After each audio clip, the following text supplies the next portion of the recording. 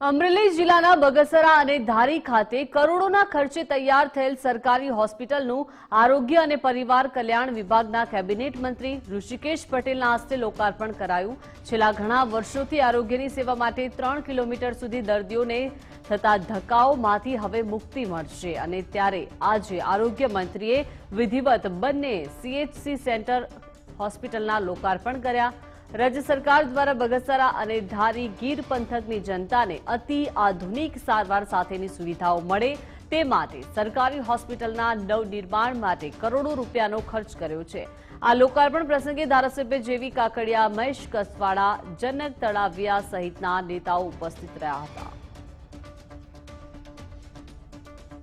આદરણીય નરેન્દ્રભાઈએ 2001 થી સત્તાની ધુરાઓ સંભાળ્યા પછી આરોગ્ય ક્ષેત્રે પ્રજાજન સુધી પહોંચી શકાય અને પ્રત્યેક લોકોને બહુ દૂર આવવું ના પડે અને નજીકના જગ્યાએ જે વ્યવસ્થાઓ મળી રહે અને સાથે કોઈ પણ પરિવારની આવક ઓછી હોય તો એ સારવારમાં ક્યાંય હિચકિચાય નહીં, પોતાના મા બાપ માટે હોય, પોતા માટે હોય કે પોતાના બાળકો માટે, એ પ્રકારની વ્યવસ્થાઓ કરી આજે આયુષ્યમાન કાર્ડ તરીકે આખા ભારતને મળી રહ્યું છે અને ગુજરાતમાં પણ 10 લાખ રૂપિયા આપણે આ આયુષ્યમાન યોજના હેઠળ આપીએ જ છીએ અને આપણે જે પણ કોઈ 2025ની વસ્તી અને અંતર પ્રમાણે પૂરતા પ્રમાણમાં સીએચસી, પીએચસી, સબ સેન્ટર અને સબ ડિસ્ટ્રિક્ટ હોસ્પિટલ આપણે પ્રોવાઈડ કરી ચૂક્યા છીએ। એના સિવાય પણ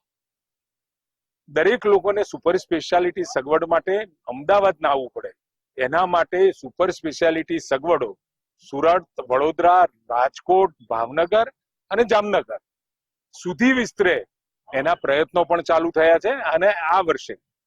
લગભગ હું માનું છું ત્યાં સુધી આ વ્યવસ્થાઓનો વ્યાપ વધારવાનું કામ પણ ચાલુ કર્યું છે। મેડિસિટી અમદાવાદ ઉપર નિર્ભર ન રહેતા દરેક જગ્યાએ સુપર સ્પેશિયાલિટી સગવડો રાજ્યભરમાં મળી રહે એ પ્રકારે રાજ્ય સરકારનો પ્રયત્ન છે।